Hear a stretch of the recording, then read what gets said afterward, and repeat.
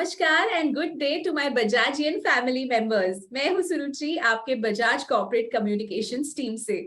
Bajaj talkies को शुरू हुए पूरा 1 महीना हो चुका है और इस दौरान हमने आपकी मुलाकात करवाई है बजाज शुगर के एमडी, बजाज के यूनिट हेड्स और हमारे चीफ सस्टेनेबिलिटी ऑफिसर डॉक्टर एवी सिंह जी से। तो अब सितंबर का प्लान क्या है? सितंबर में हम आपकी मुलाकात करवाने वाले हैं हमारे बजाज फाउंडेशन की टीम से, जो water resource management, natural farming और स्किल डेवलपमेंट सेक्टर्स में ढेर सारा काम कर रहे हैं। तो चलिए स्वागत करते हैं बजाज फाउंडेशन के प्रेसिडेंट श्री हरि भाई मोरी जी का। Welcome sir. Thank you sir, आपसे हमारी काफी बात होती रहती है और आपने हमें बताया है कि कितना सारा काम हो रहा है बजाज फाउंडेशन की टीम की तरफ से, कितने सारे इम्पैक्टफुल इंटरवेंशंस है जिन पर हमने काफी अवार्ड्स भी जीते हैं अभी तक, और इसके लोगों के रियल लाइफ में इसका कितना इम्पैक्ट हुआ है। तो सबसे पहले मैं आपसे जानना चाहूंगी कि कब शुरुआत हुई बजाज फाउंडेशन की, क्या विजन था हमारे सीनियर्स का? जमनालाल लाल जी बजाज गांधी जी के साथ बिफोर इंडिपेंडेंस भी जुड़े थे और वो तो इतने क्लोज थे महात्मा गांधी जी की कि गांधी जी ने जमनालाल लाल जी को 5वें बेटे के रूप में गोद लिए थे। तो बिफोर इंडिपेंडेंस भी बजाज परिवार का देश के विकास के लिए आजादी में बहुत बड़ा योगदान रहा था और आफ्टर इंडिपेंडेंस भी बहुत बड़ा योगदान रहा है। तो यही संस्कारिता को आगे बढ़ाते हुए शिशिर बजाज और बजाज परिवार ने वर्धा में जहाँ गांधी जी के साथ रहे थे, गांधी जी को वहीं ले आए थे जमनालाल लाल जी। और सीकर में जमनालाल लाल जी का बर्थ प्लेस है। तो ये हिस्टोरिकल पर्सपेक्टिव ध्यान में रखते हुए बजाज परिवार, श्री बजाज परिवार ने ये सोचा कि दोनों जिले में हम लोग ऐसा काम करें ताकि हमारा जो सामाजिक उत्तरदायित्व है वो आगे बढ़ता रहे और लोगों का विकास भी हम लोग उसमें कैसे सहयोग करके socio economic and environment development में अपना सहयोग देते रहे। तो ये मेजर फोकस ये रहा था शुरू से कि natural resources development and human resources development through participatory approaches. जी, तो कितने विलेजेस हैं अभी तक जिनके साथ हमने ये अप्रोचेस शुरू किए हैं? कितने विलेजेस को हमने इम्पैक्ट किया है? कहाँ कहाँ पर हमारे इंटरवेंशंस चल रहे हैं? बजाज फाउंडेशन के इंटरवेंशन वर्धा जिला जो कि महाराष्ट्र में है, वहाँ करीब 900 गांव में काम हो रहा है। सीकर जिला जो राजस्थान में है, वहाँ करीब 700 गांव में हो रहा है और ललितपुर में करीब 50 गांव में हमारा काम हो रहा है। तो मेजर फोकस एरिया वहाँ की जो नीड देखते हुए वाटर रिसोर्सेज डेवलपमेंट पे काम किया है। वर्धा में रिवर रिजुवेनेशन का काम किया जो यूनिक काम हुआ है। करीब 700 किलोमीटर का हमने रिवर रिजुवेशन किया था। जब प्रोजेक्ट शुरू किया उसके पहले नदी का जो प्रवाह था वो करीब 4 महीना था, सीजनल था, जो आज के 8 और 10 महीना तक पहुंचा है।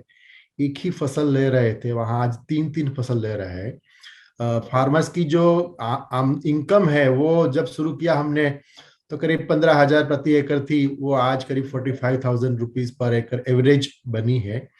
एरिया अंडर इरिगेशन जब हमने शुरू किया था वर्धा जिले में तब 8% था, जो कि आज 30% एरिया अंडर इरिगेशन हुआ है। ताकि टोटल एरिया जो अभी 30% है वो भी वर्धा जिले में 70% एरिया अंडर इरिगेशन ला सकते हैं। ये हमारा 5 ईयर प्लान भी हमने बनाया। सिमिलरली राजस्थान में भी सीकर में पानी बरसात बहुत कम है, इसलिए वहां भी एक unique water recharge system mechanism हमने डेवलप किया है। जो एग्जिस्टिंग वेल्स है या बोरवेल्स है उसको बरसात के पानी से फिल्टर करके रिचार्ज करते हैं। तो बरसात का पानी खेतों में गिरता है या रूफ टॉप पे आता है, उसका यूज करके उसको डाइवर्ट करके रिचार्ज चेम्बर बना के बोरवेल रिचार्ज करते हैं, ताकि हर साल जो गहरा बोरवेल करना पड़ता था वो आज बंद हो गया है। पानी की क्वालिटी इंप्रूव हो रही है और उसमें एरिया अंडर इरिगेशन भी हो रहा है। तो वहाँ अभी करीब 3000 ऐसे स्ट्रक्चर हमने बनाए हैं, कम्युनिटी बेस्ड, इंडिविजुअल या ग्रुप में।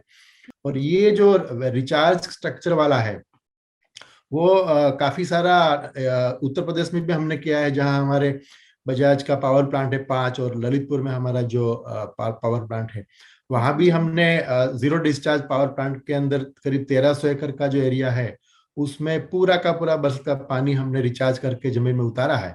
और पिछले साल मिनिस्ट्री ऑफ जल शक्ति के थ्रू एक नेशनल अवार्ड भी हमें मिला है, जिसमें हमारा फाउंडेशन और बजाज ग्रुप फर्स्ट रहा, और 2.5 लाख का कैश पुरस्कार भी हमें भारत सरकार की ओर से मिला है। और बहुत सारा ऐसे भी दूसरे यूनिक काम हुआ है, उसकी वजह से नेशनल लेवल के, इंटरनेशनल लेवल के awards to recognize our efforts with local communities participation मिला है.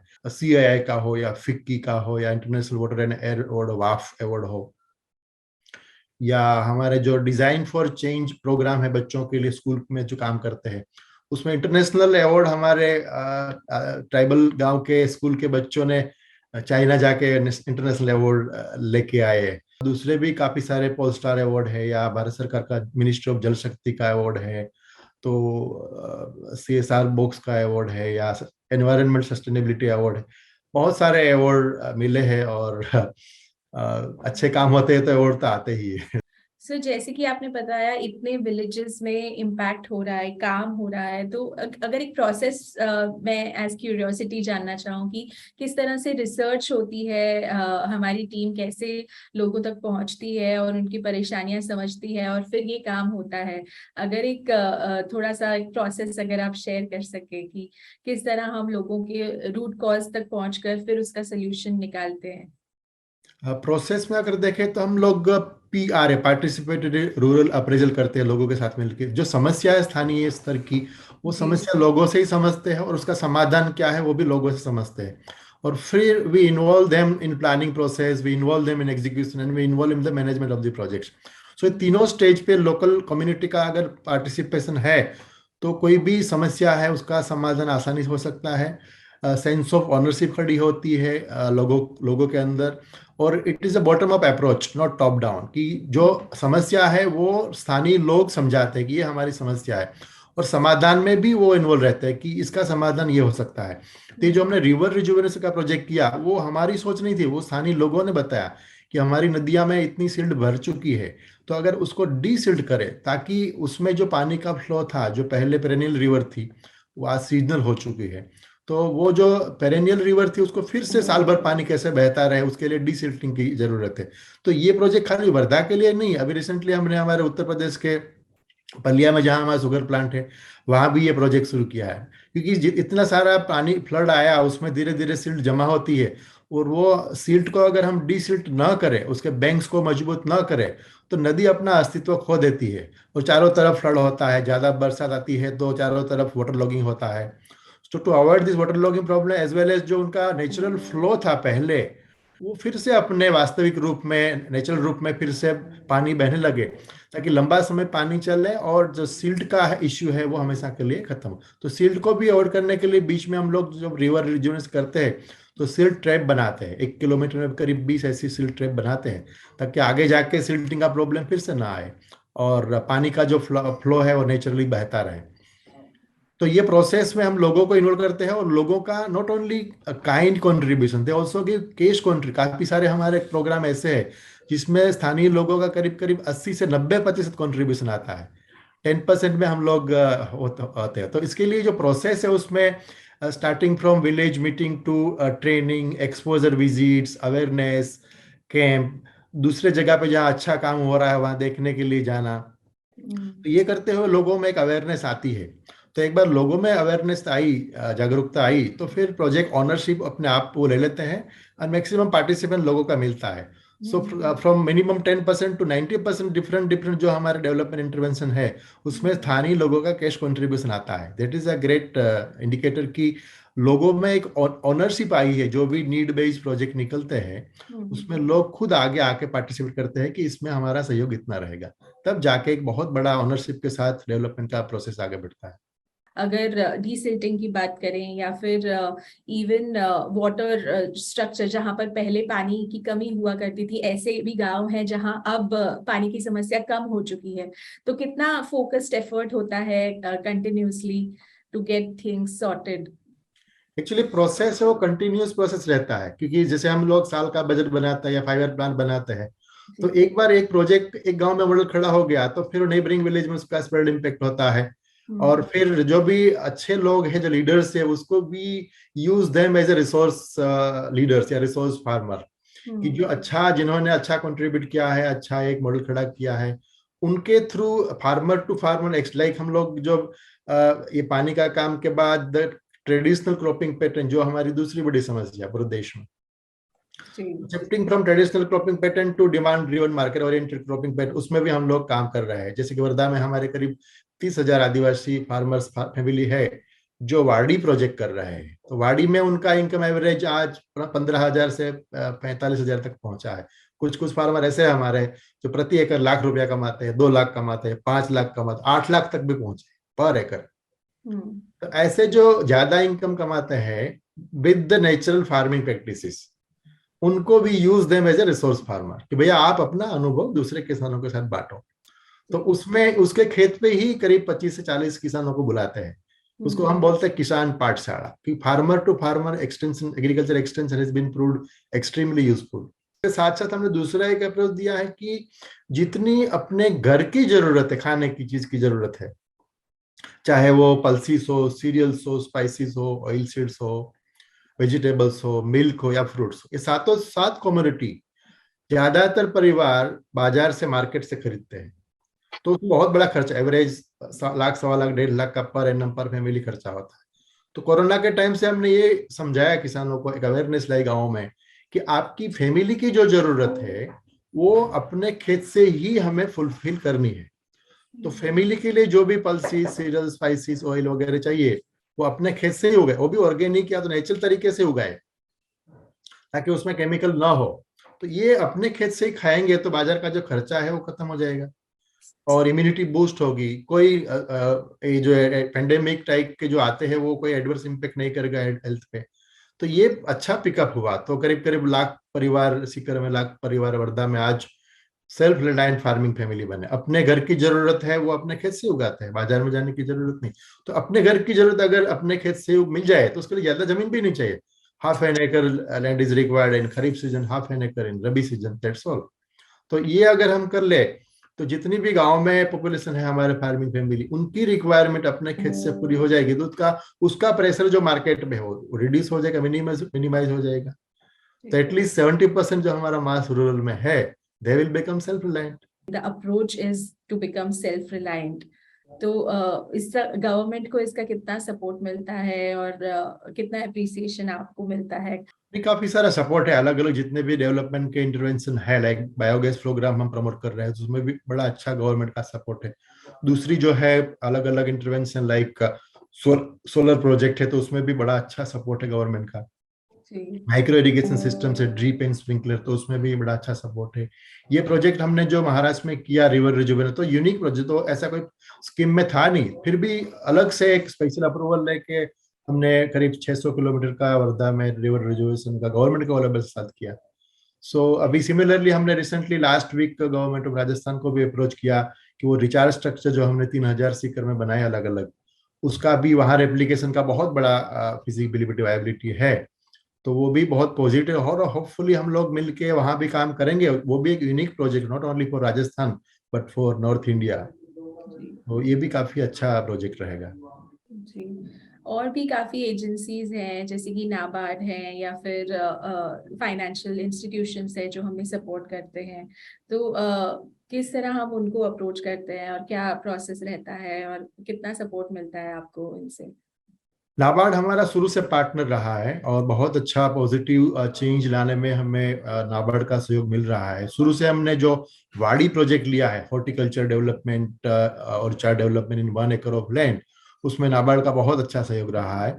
और not only in Wardha but in Lalitpur as well as in Sikar, NABARD के साथ हमारे वाटरशेड डेवलपमेंट के प्रोजेक्ट हो रहे हैं, self help group, women self help group के प्रोजेक्ट हो रहे हैं, वाड़ी प्रोजेक्ट हो रहा है। और जितने भी नए प्रोजेक्ट आते हैं तो नाबार्ड के साथ हम कोलैबोरेशन करके उसको ग्रास रूट लेवल तक इम्प्लीमेंट करके बहुत अच्छा पॉजिटिव इम्पैक्ट ला रहे हैं। It is a very good collaboration with NABARD. Sir इसके अलावा भी कई प्रोजेक्ट्स हैं जैसे कि बायोगैस है या फिर अभी रिसेंटली हमने फार्मर्स को सपोर्ट करने के लिए एफपीओ की भी शुरुआत की है। तो किस तरह काम होता है एफपीओ मॉडल में, इसके बारे में थोड़ा बताइए। APO actually farmers producer organization है, जो कि classic example of APO is Amul. Amul एक कमोडिटी पे काम कर, दूध पे काम करता है, जिसमें फार्मर को भी रीजनेबली बहुत अच्छा प्राइस मिलता है दूध का, साथ साथ कंज्यूमर को भी ठीक मिलता है। तो इसको सेंटर में रखते हुए गवर्नमेंट ऑफ इंडिया ने सोचा कि फार्मर की छोटी छोटी ऑर्गेनाइजेशन बनाई जाए जो फार्मर्स प्रोड्यूसर ऑर्गेनाइज होती है। तो उसमें क्या है, individually farmers are very weak but collectively they are very strong. तो एक अच्छा प्लेटफॉर्म उसे मिल गया तो जो भी कमोडिटीज उन हार्वेस्ट कर ली है उसका अच्छा मार्केट मिले, अच्छे रीजनेबल प्राइस मिले, उनको भी मिले एज वेल एज कंज्यूमर को मिले।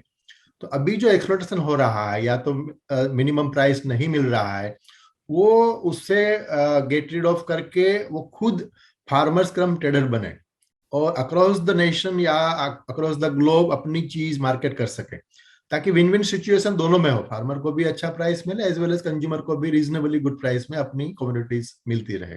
तो ये पर्पज से आज हम लोगों ने करीब करीब 23 फार्मर्स प्रोड्यूसर कंपनी बनाई है, जिसमें सब फार्मर जुड़े हैं। इनपुट्स परचेज से लेके अपनी चीजों का हार्वेस्ट करके मार्केटिंग खुद कर लेते हैं, तो रियल सेंस में एम्पावर हो रहे हैं और अपनी चीज मार्केट में खुद बेच रहे हैं। हमारे जो डिजाइन फॉर चेंज प्रोग्राम है बच्चों के लिए, स्कूल में जो काम करते हैं, एक स्कूल के बच्चों ने जो स्कूल में जाने के लिए छोटी पुलिया बनाई, ब्रिज बनाया, उनका तो चैप्टर महाराष्ट्र गवर्नमेंट में भी 6th स्टैंडर्ड में डाला है और करीब करीब 70 लाख बच्चे वो पढ़ रहे हैं। आपने खुद इतनी ज्यादा स्टडी की होगी, तो अगर एक थोड़ा सा आपके बैकग्राउंड के हिसाब से कितने वर्ष आपने इस काम को दिए हैं, लोगों की सेवा के लिए, कितने साल से आप इस फील्ड में हैं?